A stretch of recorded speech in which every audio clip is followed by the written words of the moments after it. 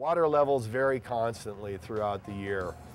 Early in the season, typically somewhere around early to mid-June, is peak water. That's when you're going to find the biggest waves, the biggest rapids, the biggest challenges.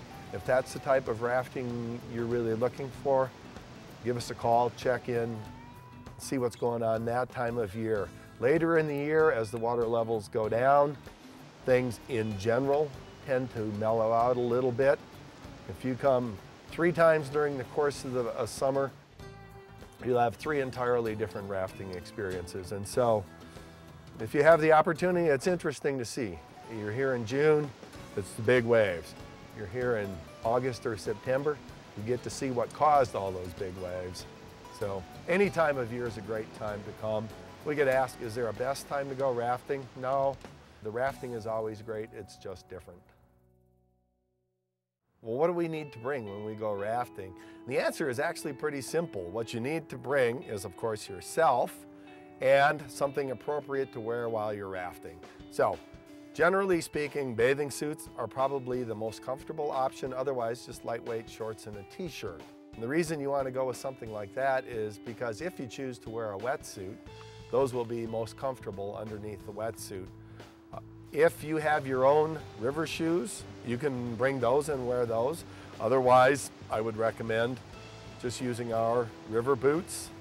We've got a lot of them, and they're available in every size, so no need to be concerned there. And I encourage you to use our boots instead of your tennis shoes, because tennis shoes take 2 days to dry out. Ours you don't have to worry about. After your trip, you just want to have some dry clothes to change into. If you're considering taking a shower afterwards, you might want to bring a towel with you. Sunscreen's always a good option, especially on full day trips. You're going to be out in the sun all day, and it's very sunny here in Colorado. If you're wearing glasses, you might want to have a strap for them, something to keep them on your head. It's extremely unlikely that you'll lose them, but it's always painful if you lose an expensive pair of sunglasses, so bring a strap along. If you want to bring a camera on the river, that's allowed. I don't recommend bringing your good digital camera. Disposable waterproof type is the best choice.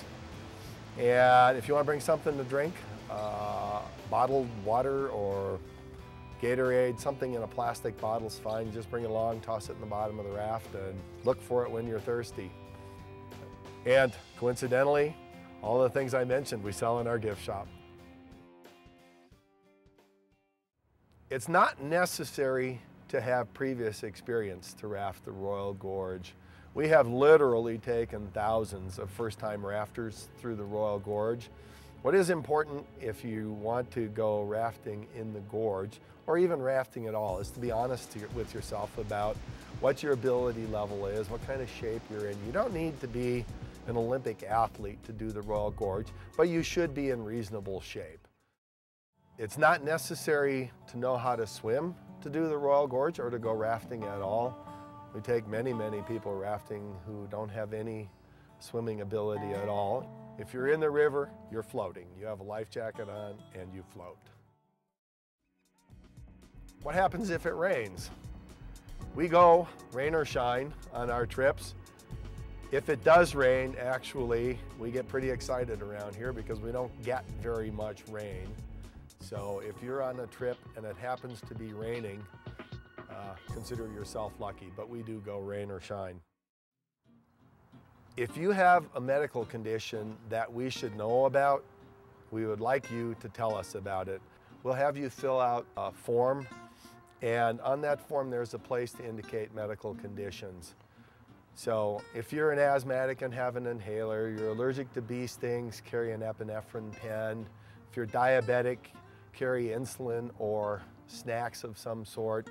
If you have a wounded limb, a knee, a bad shoulder, whatever, you have a history of heart problems, you need to let us know that. That doesn't mean that you can't go rafting, but we would like to know. I would recommend strongly talking with your doctor before you consider rafting if you're pregnant. You've got some choices as far as the type of raft you can go in. And Essentially, there's two different types of rafting setups. The rafts themselves are the same, it's just we configure them differently. The most common type of arrangement is called a paddle boat, and that's when everyone on the raft, including the guide, has a paddle, and you will help your guide run the raft down the river. Essentially, you're going to be the motor or the power that provides the movement of the raft. The guide steers. That's called a paddle boat. The other option is called an oar boat or a paddle assist. Instead of everyone having a paddle, the guide will exchange his paddle for a rowing frame. So he'll have a big set of oars. He's got 2 oars that are 9 feet long, and it gives him a lot more control over the raft. And so the people on that type of a raft have the option of paddling or not. Rafting is not a 2 or 4 hour workout. Generally speaking, you paddle for a very brief period of time when the guide really needs you to assist moving the raft. The river's got flowing water. It's doing almost all of the work.